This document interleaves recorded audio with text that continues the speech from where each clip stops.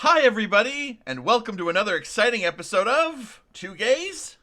One episode. I'm Alex. And I am GoatJesus. And today we're going to be covering 3 episodes of our favorite show in the whole wide world, Neon Genesis Evangelion, episode 7, 8, and 9. Yeah. Oh, 2 gays, 3 episodes, huh? Okay. So. Yeah, we basically covered, multiple episodes every time we've done this, so whatever. Yes. Primarily, and it's been all the more informative for it. Exactly. So. People should appreciate it. They're getting extra value. Primarily, we are going to focus on Asuka Strikes, though. That is the one that we have chosen. That is the destined episode. The really important one. Yes. Very much so. Thank you for yawning. I just woke up not too long ago, so you'll have to forgive me if I am still waking up to the beautiful day. Okay. So the reason we wanted to cover episode 7 is because it's one of the episodes you feel is underappreciated, I believe. Yeah, I mean, everyone says that episode 7 is the worst episode of Neon Genesis Evangelion. But I think Magma Diver or the recap episode is probably the actual worst. I even think this episode's a little bit more entertaining than something like the day Tokyo 3 stood still, honestly. It's not too bad. It gives a lot of screen time to Misato and Ritsuko, and this is the first Misato Ritsuko centric episode, which would later happen again with the hacking one, where they hack. Yes, that's a Ritsuko the episode. Angel. This is more or less the first Ritsuko episode. She hasn't really done anything up to this point. Yes. I wouldn't even say this is a Ritsuko episode necessarily, though, because she's just kind of lurking in the background. But we do find out more about her, I'd say. I made notes. Yeah, I mean, as usual. There is a kind of, okay, so the military puts her down and she's just like, the Ava units are amazing and you guys are such toxic masculine asshats, and so I'm gonna burn some documents and maybe set off some nukes inside the robot. Hack your project and make it look shitty. Yeah. Yeah. And basically, the robot Jet Alone is going on a rampage, and who has to help? It's Misato and Shinji. So Shinji uses Ava Unit 1 and puts Misato into Jet Alone to deactivate the nuclear cores and save the day. And so... Yeah, though they actually don't do anything. We have a really tense episode with Misato, and she's actually active during a kind of big action set piece instead of just being at Nerve HQ and kind of giving orders. So that's cool that she has first-hand experience on the battlefield, so to speak. She gets to get her hands dirty. Though yes. I'm not wrong, right? She doesn't actually accomplish anything. What do you mean? She pulls the button. She pushes the button and it doesn't work, and then the machine shuts off automatically because that's how Ritsuko programmed it. I'm pretty sure. Am I wrong? Well, I think that's correct, but she really, it was. She got into the action. I'm not naysaying what you're saying. I'm just. It's just really funny that there's all this action that happens, but it would have happened anyway because Ritsuko programmed it to work this way. Misato's a girl boss. Ritsuko's a girl boss. They're taking names. They're gatekeeping. It's one thing I will say is very important in this episode. They're not gatekeeping. What the hell are you even talking about? One thing I will say is very important is Ritsuko shows that she's willing to keep secrets from Misato. I think that is the singular most important thing in this episode, is that she has a secret plan with Gendo. Misato doesn't know about it, and she never finds out about it. I think we also is this the first time we hear about mass production Ava units? I think this is the first time we hear about the Ava units beyond Unit 1, even, actually. Yeah. So we expand the world. We expand our consciousness. We've opened our third eye. And Uh, I just feel like this episode isn't as bad as people say it is. No. So I it's also pretty decent. One thing I should mention is this episode was written by Ano and Yoji Enokido, who also wrote The Day the Tokyo 3 Stood Still. And there's a lot of, I believe, you might know better than me, I'm not too sure about this, but there's a lot of film references in this episode, like Misato's outfit and the poles. It's they're 2001. not called rods. It's I'm trying to remember what it's called. It's like there's this movie which has to do with pulling like nuclear kind of tubes out of something, and it's like gosh, it's something called like, wait 1 second. I'm gonna Google. I did my research and made my notes. Well, I wasn't expecting you to ask a film question about this.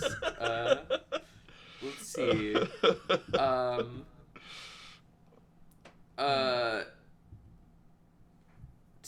Jeez. I referenced this in one of my YouTube videos. No, I'm gonna look myself up. 1 second.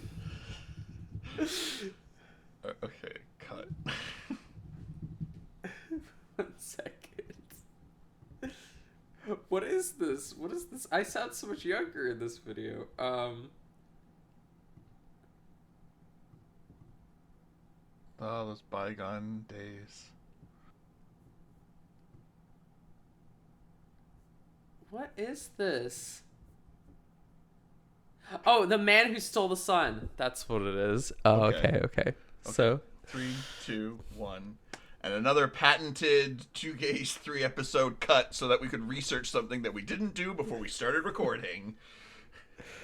What's the movie called? You're not allowed to put that in. Okay, so the movie I'm editing this. I can put in whatever I want. Jet references the film The Man Who Stole the Sun, which is about nuclear disarmament and like kind of like a sci-fi setting. It's from 1979.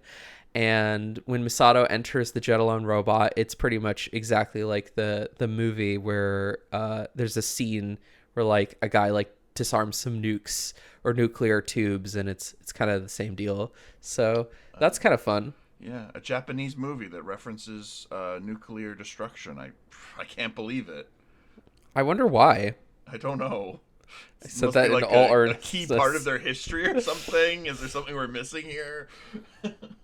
I think one thing that struck me about this episode, though, just in terms of the pacing and the structure of it, is it almost seems like it should have come before Ray. Ray almost feels like a more final story. It does. This one does.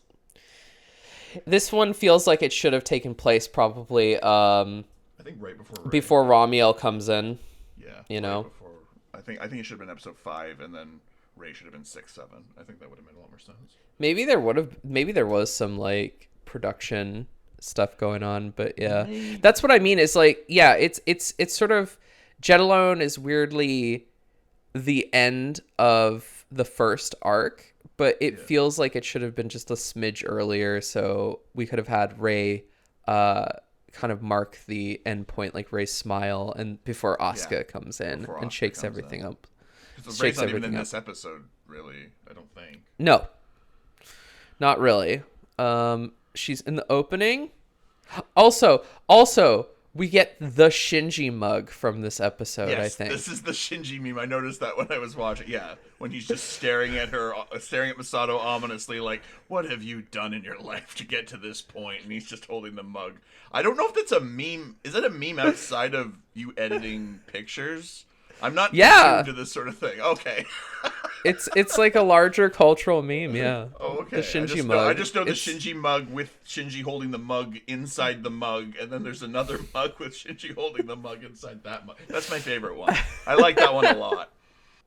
Yeah, it's really good. But yeah, even some normies know what Shinji mug is. It's one of the most iconic pieces of Neon Genesis anything. So... And it's thanks to Jet Alone, so another reason why Jet Alone isn't as terrible. I will say, I got the feels at the end of this episode. TM, da feels. when there's almost like an emotional arc for Shinji in this episode that's not as strong as some of his other emotional arcs, but it almost not concretifies. That's not a word.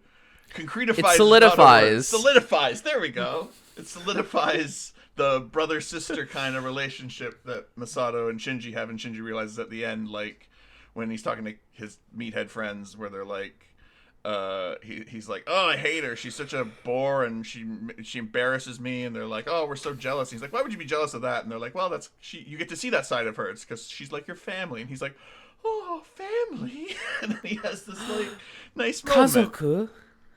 Kazoku. Oh yeah. So,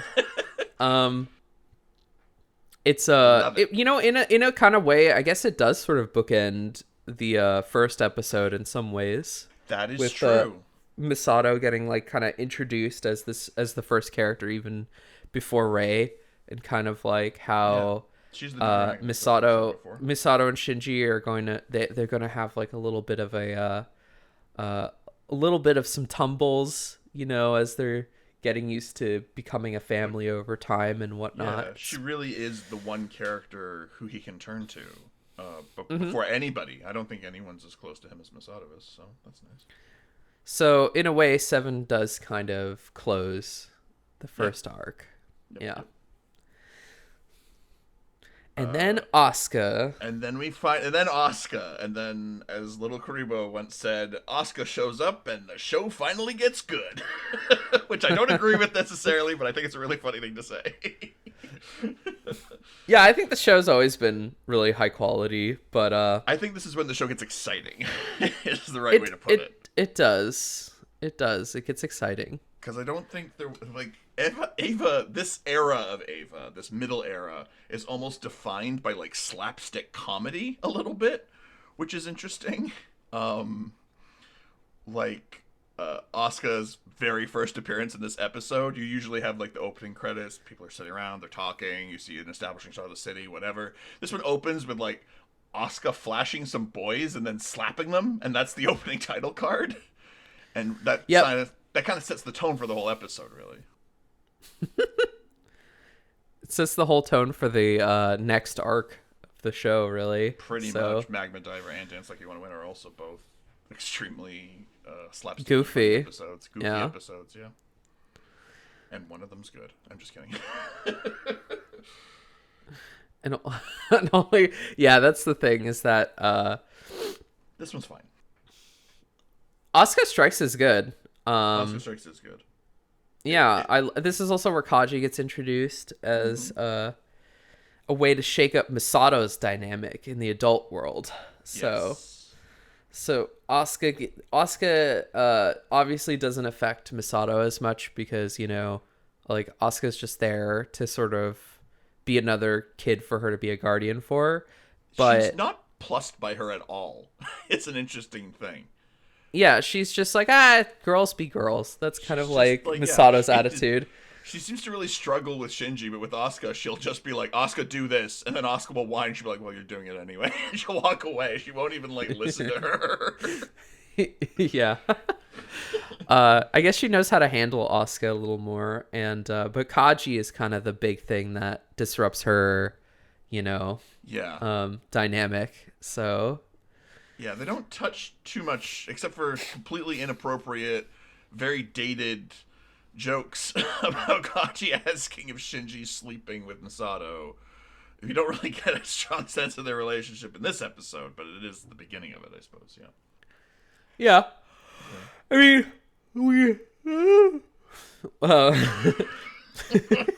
editing this is going to be fun.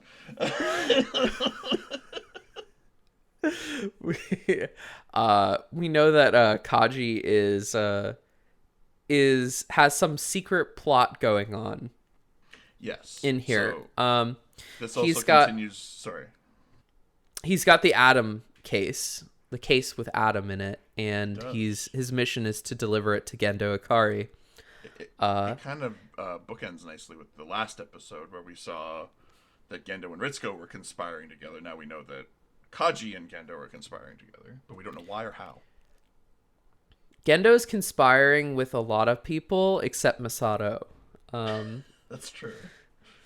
But Kaji, he has this atom embryo in this suitcase, and actually that's the reason why the angel attacks the ship specifically, because every time an angel attacks is for a motivated reason. You know, the other angels were trying to get to Lilith at the bottom of Terminal Dogma, Central Dogma. And here, the angel is trying to get the atom embryo from the suitcase. Mm-hmm. So it's sort of interesting how the angels are after something, and they're very specifically motivated to acquire it. Like, but yeah, that's sort of the key reason why it attacks the ship. It's a nice change of pace too, because we get to go to a different setting. It's not just the same urban landscape. Cityscape. The ocean. It's the ocean with the ships and the sea captain. You know, and this is, you know, it's kind of interesting as well, because if you've seen Anno's previous work, Nadia, Secret of Blue Water, this is almost like an homage to that setting, because we were on the Nautilus in there, which was like a submarine that surfaced a lot, and so you'd be on top of the water like this. Feels very similar. I read yesterday when I was doing research that the character design for the Admiral is actually from Nausicaa. Or not Nausicaa, sorry, Nadia. Yeah. I would say there's definitely a character that sort of evokes him, which is Captain Nemo. Yeah. In Nadia, and Captain Nemo was like a takes no smack, and will smack young girls when they're stepping out of line. The best. Is that actually in the show? Yes. Oh, good. So Nadia is this very obnoxious vegan character, and I'm allowed to say that, being a vegan myself. But she's just like, I can't believe that people would eat animals. It's just the worst. And she goes around just preaching to everyone about how veganism is great. And then she gets her life saved when a Nazi, essentially a Nazi, comes and tries to kill her. And she gets saved by Captain Nemo, who shoots him. And she goes, you killed a Nazi? That's so unvegan of you. I can't believe you'd do that. And like, you better not eat him. And this guy was trying to murder her in this scene. And then, you know, she's principled, okay? She sticks to her principles no matter what. And Nadia calls them all like awful and basically says, "You're an idiot and I hate you." And then she gets like slapped across the face by Captain Nemo, and me and my husband, who were watching it, we screamed with joy when she got slapped. So the show really the show really brings out the inner misogynist in you. It really does. It's Asuka is essentially Nadia 2.0, because it's a very similar. When she gets slapped, what? No. She has a very, like, you know, kind of out there attitude. Like in Japan, women are encouraged to be very reserved, and Asuka and Nadia are both extremely outspoken characters. And very rambunctious kind of deal, but Asuka is far more tolerable than Nadia ever was. Asuka seems to be Nadia with the really obnoxious edges kind of shaved away, and I don't think people appreciate that. Yeah, I don't think people appreciate that until they watch Nadia. That's the funny thing. Yeah, exactly. Asuka is the toned down. There's the main character of Nadia. His name is Jean, and he's basically Kensuke. And so Kensuke is the main character of Nadia, and Nadia just it's like if you paired up Asuka and Kensuke. I wonder if that would ever happen in the future. But anyway, so Asuka, Asuka's equivalent Nadia. Nadia goes like, "You're such an idiot, Sean. I can't believe you. I can't believe that you'd eat meat and be a man. Like, I hate the fact that you're male." And then she just, like, constantly, like... And Jean, being Kensuke is just really reserved, and he's not even like pervy or anything like that. He's just this really meek, kind of shy, nerdy kid who builds stuff to save their lives constantly. And she's just like, I can't believe your inventions suck, Jean. You suck. And she just constantly rags on him the whole show. So what you're saying is Ano has just been making the same series and story over and over and over again throughout his career. Well, the funny thing is that Nadia was originally composed by Hayao Miyazaki. It was supposed to be exactly pretty much like Castle in the Sky, which was a Miyazaki film. Okay. And it was supposed to be the TV series of like Castle in the Sky. But then that was rejected, and he'd go on to make Castle in the Sky, which took a lot of the ideas that would be used in Nadia and essentially made it work in a film kind of setting. And Ano picked up that pitch, that sort of failed pitch, and then ran with it and made the show. And so in a weird way, there is this like connection between the Miyazaki legacy even further than just him animating for Miyazaki. And so like Asuka is loosely related to Shida from Castle in the Sky, which is very interesting as well. There is this sort of, thread that runs through the legacy. And we're seeing a reinvention of a Miyazaki concept through Asuka, but Miyazaki would pretty much, he makes sort of outspoken, rambunctious kind of women characters, but none that deal with like teenage girl drama. Like Miyazaki idealizes women in this way that isn't authentic a lot of the time. Like if you watch like Porco Rosso, there is a redheaded kind of like outspoken, sassy girl boss character, but she has no dimensionality beyond being kind of like this perfect idealized woman in Miyazaki's mind of like hardworking and take charge. And Asuka comes in and she's very much that same kind of character, but deconstructed to the point where it's like she has inner turmoil and a psychological reason for her behavior. There's an origin point for the character and the reason why she acts the way she does. So I just think that's kind of interesting. Yeah, absolutely. The angel of this episode, incidentally, we've brought up the angel of each episode as we've watched them, is Gagiel. It's probably the Hebrew like Gagiel. Gag me with a spooniel. Oh my god. And he's the angel of the fish. So that's very fitting. very fitting, yeah. Yeah. Very fishing. He's not my favorite. You don't really get a very good look at him, but he's kind of cool in that he moves differently than a lot of the other. He's not just a bipedal, Frankenstein thing marching through the city. Mm-hmm. Yeah, so he's interesting. I don't know. The way they beat him is very extravagant. Probably the most extravagant way they beat an angel in the show, I think. With the unit going into the water and them using it as bait. The and then from the ships to fire point blank range into its mouth while they're holding the mouth open, and which is a Jaws tribute, incidentally, if you've ever seen the original Jaws. Huh. Yeah. So in the original Jaws, they defeat the shark by using a torpedo and kind of like, well, it's more like a gas canister full of air, and they kind of explode it, and then it drives it into their mouth, and yeah, it's basically the same thing. It's sort of interesting how I think Enokita wrote this episode too. So Enokita wrote 7 and 8 with Ano. So he must be like a film buff or something.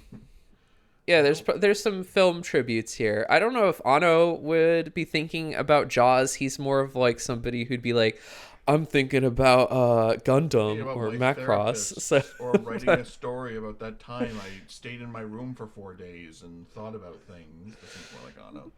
Yeah, but I don't associate. I mean, Ano loves film. That this is true, But and he even says he prefers film as a medium over animation, which is kind of sad, but it's a but a lot of his tributes always tend to be very animation centric and oriented. So I think that maybe it might have been Enokita who put in the Jaws reference, but it's I think largely when it says that a script was written by a writer and Ano would do the final draft, but I think largely for most of them, it means the other person wrote it and Ano just like yes, cleaned it up at the I end. definitely agree. It's not mostly Ano, so Because they have very distinct feels. If you watch an Enokita yeah, episode, the styles I know, are this is an Akita. I can't. He doesn't write enough that I have like a clear grasp on what his style is or what he writes about.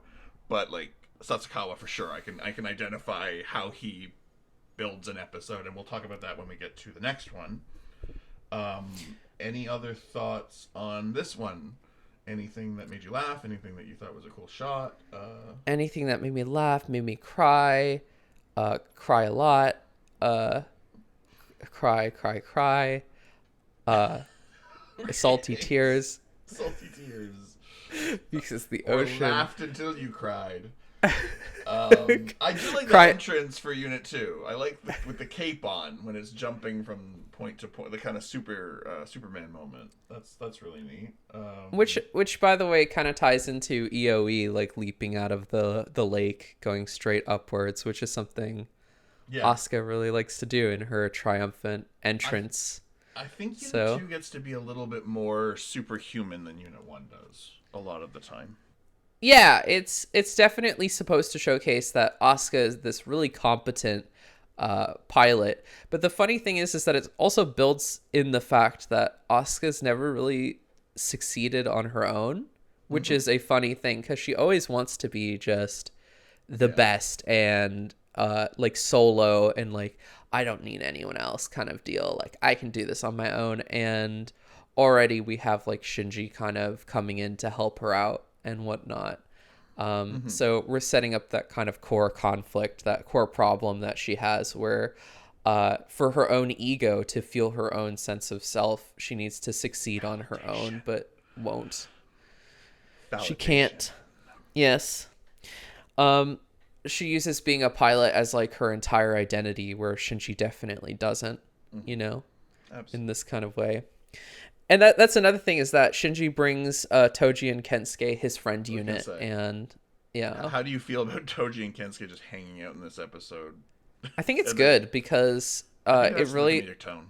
It establishes that Shinji really has like a friend unit, you know. He has like a found family, which ties into the last episode, right? And and now it's being kind of invaded by this wacky this nasty girl. Ew. Yeah. I was gonna say this wacky Ava pilot, but you know, sure. Ew. She's a girl. I also think it's really fun that she makes Shinji kind of cross-dress, which like she basically directly twice in a row. She basically directly like challenges his masculinity constantly. So it's like I'm gonna force Shinji. She's a dominant character, and she's going to force Shinji into more of a or try to force Shinji into a secondary role and humiliate him and demasculate while constantly telling him to man up. Yeah, well, which is really funny. Yeah, exactly. Yeah. So she's constantly emasculating him and also telling him, "Why don't you act more manly?" which is I think when this character was introduced, it's essential in the way that Rei is the idealized Japanese woman kind of made parody of, where you have this like stoic, like like stoic should be cleanly kind of like housekeeper kind of woman. That's the ideal. And Ano's been like mocking that constantly because he makes like slobs. This all of them. and Asuka is kind of this character that takes no shit and will humiliate you and is a dominatrix kind of character ultimately. And I think it's it's kind of funny that he's really saying like there is no perfect ideal woman, that Yeah. our idea of the ideal Except woman his is wife. flawed to begin with, except for Mary. Except for Mary, but, his wife. uh His but waifu, Mary.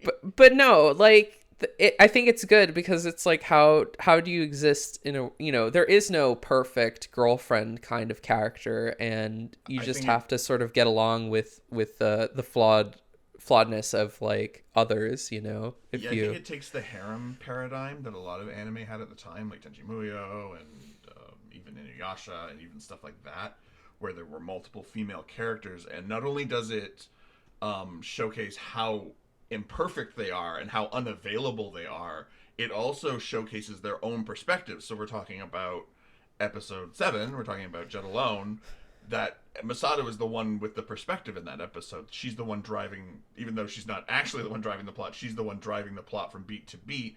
Her agency is what's getting us through that story. mm-hmm.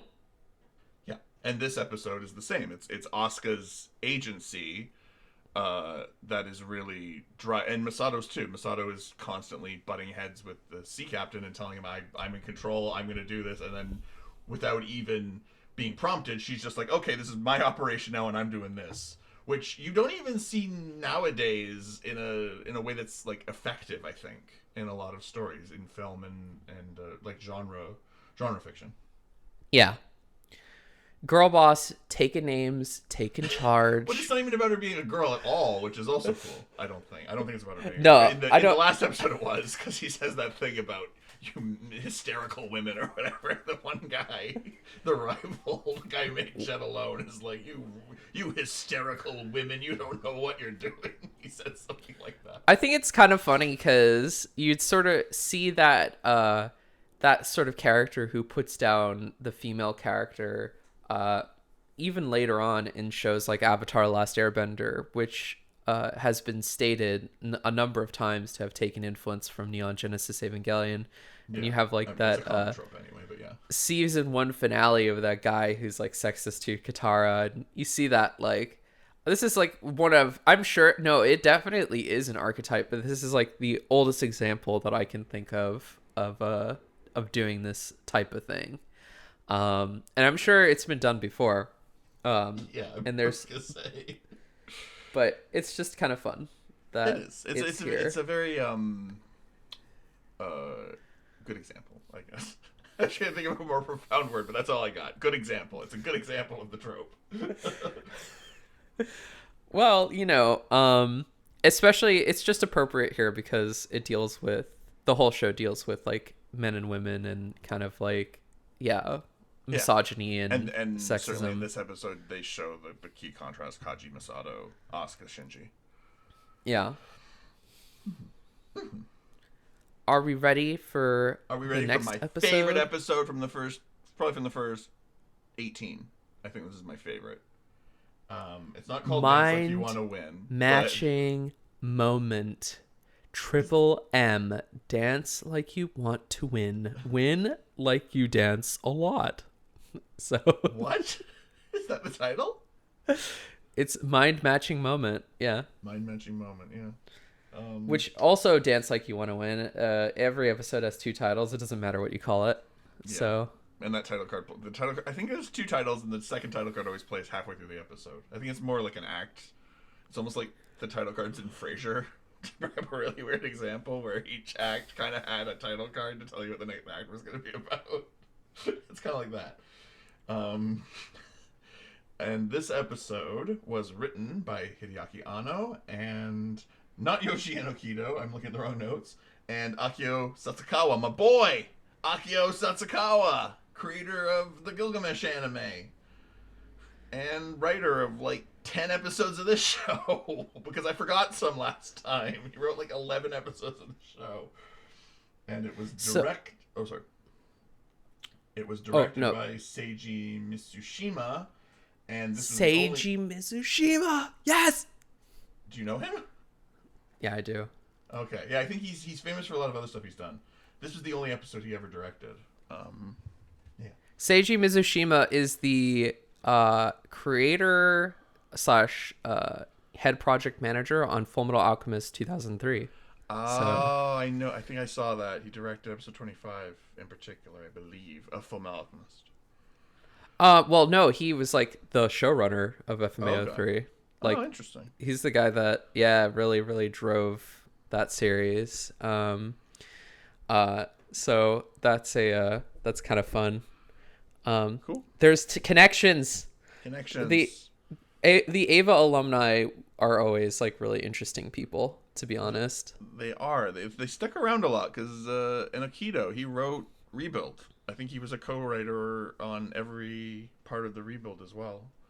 So, Yoji and Aikido also helped do like Fooly Cooly. yes. Yeah, I think he's a Gynex staple. As Yeah. is Satsukawa. I believe Satsukawa worked on Nadia. I don't think he worked on Fooly Cooly. I think by that point he'd gone off to do his own stuff. I'm pretty sure that's right, yeah. Yeah. But I we love open this up episode. we open up Dance Like You Want to Win with Asuka being like objectified by the male cohort, and she's really popular but doesn't Yeah. accept the advances of anyone. So we're kind of leaning into her characterization as somebody who is really she's achieving what she wants, which is to get a lot of attention and rejecting everyone She wants to be in total control.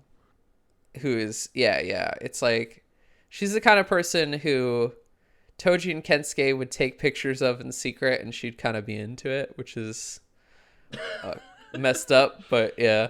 And then we get the one of the most fun kind of hooks of the episode, I think, which is what the heck is gonna happen when an Yes. unstoppable force meets an immovable object, and that's Asuka's first interaction with Rei, which is really really fun. It's really great. I love any time Oscar and Ray have a scene together. It only happens a handful of times, but they're always great scenes. Yeah, there was this YouTuber who was just like, none of the character interaction is fun to watch in Ava, which I think is absurd because you have stuff like this where Yeah. you put two characters that are like really out there and extreme characters and opposites in a lot of ways, and then you put them together and see what happens. And it's definitely, I remember when I showed, I think it was either you or another friend, but when when Asuka came up to Rei, the first reaction was, "Oh no." It might have been me. I think it was the elevator scene, though. I remember having a very strong reaction to when she walked in the elevator. And I was like, "Oh shit!" I remember that. It might have been that. But I think this entire episode is full of really fun kind of character dynamics and interactions. Because you get to see also Misato and Asuka interact in a way that they didn't in the previous one. yeah, Which we're is setting up the dynamic that's going to occur for these characters for the next, whatever's left, 20 episodes. yeah. We also get to see sort of Kaji interacting with Ritsuko, so there's just a lot of like fun introductions here. Yeah, Kanji's a serial sexual assaulter. He just walks A around womanizer, grabbing women. yes. Womanizer. I mean, it's different. They're old friends, honestly. I think it's different when you're old friends with somebody. She's not just some random woman. Well, also he was doing it to just get a rise out of Misato, and Ritsuko's just It's like and- it's just and- anybody. and Ritsuko's just like, So, oh yeah, okay. so how's it going, Kaji? Like, how's lunch? And I think How's that's life? like really funny. So she knows it's like it's not serious and whatnot, which I think is funny. Seriously, exactly. Yeah. And So as a because I was gonna say, I just wanted to establish quickly how Akio Satsukawa structures an episode because I talked about that a little bit before. Usually, what Satsukawa does is he will create a core tension for whatever the episode is. It'll be a Masato Shinji story. It'll be a Kaji Masato story. It'll be something like that. The core conflict here is obviously Asuka Shinji. And usually he waits until the like kind of critical moment to introduce the angel, because the angel is an external representation of whatever the internal conflict is between the two characters. Tell me if I'm talking too fast here. No, you're good. And so what happens in this episode, though, is he introduces the angel immediately at the beginning of the story, and then works to kind of unravel the sort of conflict between Asuka and Shinji, and then when that reaches its critical moment is when the angel returns. So it's kind of interesting that it's structured very differently than some of his other episodes are. Mm-hmm. Yeah. So we because it's a comedy episode, so it's not too serious. The relationship between Shinji and Asuka is almost a parody of a tense relationship. Like, Shinji and Asuka's issues are so ridiculous, like they're arguing about nothing all the time, that it's almost comedic, whereas his conflict with Rei was very serious and he was trying to connect with his father. Yes. Yeah. The show is very different tonally from the first 7 episodes at this point. I mean, Shinji also is gets into that hilarious it looks like a Richard Simmons outfit throughout most of this episode. I was gonna say, he's kind of cross-dressing a little bit. Not really, yeah, but he's... It's a far cry from the tone of the first 7. From his salaryman outfit that he's always wearing. Yeah. This is an exploration of identity. Yeah, well, it's them meeting halfway and neither wanting to, I think, is what the sort of core of this story is. Yeah. I don't know why Kensuke and Toji have this like reaction to Shinji, like, you've betrayed our entire gender. What have you done? I don't know why there's such an extreme reaction to him. Oh, when they see him in the Richard Simmons outfit. Yeah. It's not really a Richard Simmons outfit. Richard Simmons has like glitter on his outfits. It's like a proper tank top. I don't know. His belly is usually hanging out. That's what I think when I think of Richard Simmons. But I don't know. That's the closest analog I know. So. It's fair enough. They do beat the angel in this episode through DDR, which is pretty impressive. And I don't think DDR was really big in the West yet. I think it took it about another half a decade or so until we really had DDR here. So it's kind of fun to see it here. Yeah. Also, this is the episode where Shinji gets a glimpse into Asuka's main trauma, her like psychological wounds, where he goes into her basically she comes into his bedroom and lays down next to him, and he tries to make an advance to kiss her, and she says, mama, which is kind of like one of her core driving factors as a character, is her desire to be loved and attended by her mother who neglected her. Yeah. So, and actively, in a way, wished her death, and so it's kind of like we get some insight all the way early on here in episode 9 to that specifically. Yes. It really is Asuka's first story, I think, almost.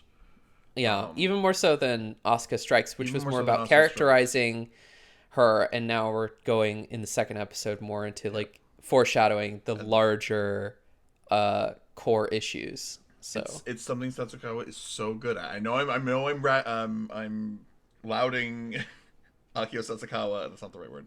I'm praising Akio Satsukawa maybe too much, but he's just really good at writing these internal struggles. I love that the climax of this episode is not, are they going to beat the angel? That's kind of perfunctory. They just have a dance number and they beat it. It just kind of follows through.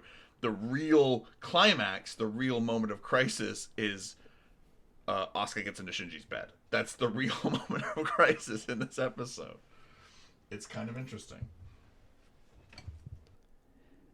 And that sort of also ties into the very end as well, where Asuka baits him. And Yeah, Shinji plays himself.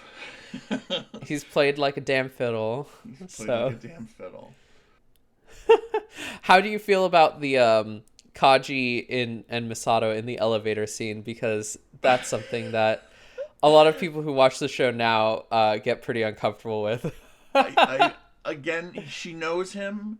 It's not okay for him to do it, but they have a prior relationship, so it's not that he is being inappropriate. Obviously, she should tell him to get lost, but I mean, and obviously the phrase your lips say no but your eyes say yes, that's not consent, guys. That's not what consent is.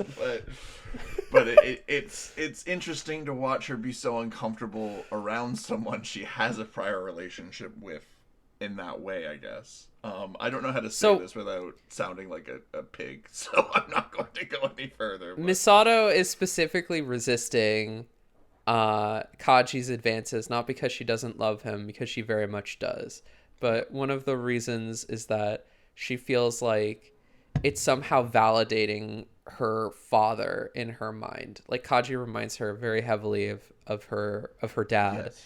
And she's rejecting him because she's worried about what that means, like the broader implications of being in love with someone that reminds her of her father, who was sort of a neglectful and abusive in his own way, it's implied. Yeah. So it's kind of like, it's not that Kaji is those things, he's not, but his personality apparently is supposed to be similar, which I think is interesting, because maybe it gives us insight into Misato's father and her larger family too, in the way that Kaji behaves. I do want to cover those. I want to cover both of those episodes, because there's 2, maybe even 3 episodes. We'll go more in depth into it when that happens, but it is definitely like putting the pieces that down for incidentally those lovers who longed for others' kisses and thus invited them. Both of those episodes. I remember what's called the Hawk Wheel episode, and those women who long for the touch of others and thus invited their kisses. That's the other one. Were both written by Satsukawa. So he obviously has a really good beat, I think, on Misato. I think he's got her characterization. He knows how to write her internal conflict extremely well, I think. Mm-hmm. Yeah. That Rei Asuka scene really has nothing to do with the rest of the episode. It's kind of an essential scene, but it's really... No, that's not true. I'm full of it. Never mind. I forgot. I was going to mention this. Misato, another example of Misato knowing exactly how to handle Asuka. When Asuka is like refusing to do it, and she's saying, well, I won't do it. And she's like, oh, so we're not going to do it then? She's like, yeah, you can't do it without me. And she's just like, Rei, can you go do it? Yeah, she knows exactly how to handle her. Yeah, because like Rei and Shinji's temperament, they're temperamentally like very, very similar, Mm-hmm. So he's kind of reserved and quiet and shy, and Rei is just the extreme of that. Shinji kind of exists between Rei and Asuka, because I think that a lot of the psychological wounds that Asuka has are very similar to Shinji, but Rei's temperament is very similar to Shinji. Yeah. And so he kind of exists in the in-between realm. But for this instance, I definitely see why he would be able to more sync up with Rei. They have like rapport at this point, working together. Yeah, they had a whole episode about it, of them coming together. The whole Rei 2-parter has happened at this point. So yeah, and so Misato's like, no, she knows that, and she's using it against Asuka to motivate Asuka to get along. Like, she knows exactly how to manipulate Asuka. You think you're so special? Well, which will maybe cause problems later. But they don't do that too much, unfortunately. But it's mostly just a little gag with Asuka calling her names and saying, "Oh, you're so perfect." Like, she has all these comments about her. But do you have any other things that you want to talk about with this episode? It's just so much fun. I love the score. I love the montages, because there's 2 montages in this episode, which I don't think they've done a montage up to this point, and I don't think they really ever do a montage again. But just the... yeah, and the workout montage. Okay, remind me. I watched this on Netflix. Was did they have to take out a music track there, or did they use peaceful day? Did they always use peaceful days, peaceful times, whatever it's called? Did they always use that for that montage? I think they did, right? I think so, yeah. Yeah, I don't think they had to replace that music. This so. this is not a musical replacement. There are some weird Netflix musical replacements in the pilot, and in with Fly Me to the Moon, but other than that, I'm not aware of there being anything else. Yeah, it's just Fly Me to the Moon, right? It's nothing else they had to replace. Well, there's just like the timing of the music is wrong in episode 1 for some reason. It comes in, and it's not like the Japanese Blu-ray either, but yeah, it comes in like a good like 30 seconds late or something like that for one of the music tracks, which is very strange. But yeah, apart from that, not too many issues. Yeah, I watched this dubbed. Did I watch this one dubbed? I don't remember. I watched one of them. I watched the other two dubbed at least. And I really liked the Asuka actress. The English. I don't think Evangelion adapts very well into English just because of the social mores and the cultural aspect. I think it's hard to write in an English context. But I thought the actress who played Asuka was really good. Not that anyone else is bad or anything in either dub, but I thought she really had a good beat on the character and had the right energy for it. So that was cool. FYI, this is the impenetrable wall of Jericho. Yeah. She has good energy. I don't always love the script. Yeah, the script is honestly too literal at times. I recall, like, in the English dub, Misato says in episode 2, "Yes, Shinji, go take a bath. Baths are the washing machine of life." Yeah. And, like, it's just the strangest line. And it's very literal, but I'm pretty sure she just says something in the original ADV dub that's just like, "Go take a bath, it's relaxing, Kay," or something like that. So it's just something a lot simpler and less Japanese. less awkward, yeah. Yeah. What else? That's pretty much it. I do like Fuyutsuki's little cameo at the beginning where he's embarrassed. It's like the only bit of characterization he shows in 26 episodes, that he's embarrassed about this battle with. I never said what the angel was. Never said it. This angel, I don't even have to look it up, is called Irsfiel, and he's the angel of dance. Hey, so, they did their research, y'all. They did their research. They know their angelic lore. Yeah. they cracked open that probably a lot of books. I was gonna say Wikipedia, but then I was just like, that didn't exist. So they're dial up. They're like, we're on Ava Geeks. What's Ava Geeks? They just had Ava Geeks back then before Ava even existed. Yeah, so never say that the Christian mythos is completely random or non-researched and has no parallels. It's not a Christian story. It's not meant to evoke a Christ narrative, even if it maybe does in certain aspects. That was not. No, it's like in the same way that somebody would use. It's the same way that Disney's Hercules uses Greek mythology, basically. Yeah, it's exactly like that, or like how Norse mythology is used in, I don't know, Elden Ring or something. So it's just very, very kind of fantasy. It's kind of treating it like it's like a fantasy thing, which I think is fine for another culture to do. So, God forbid, Avatar: Lost Airbender uses a lot of Asian, like kind of. We do. Yeah.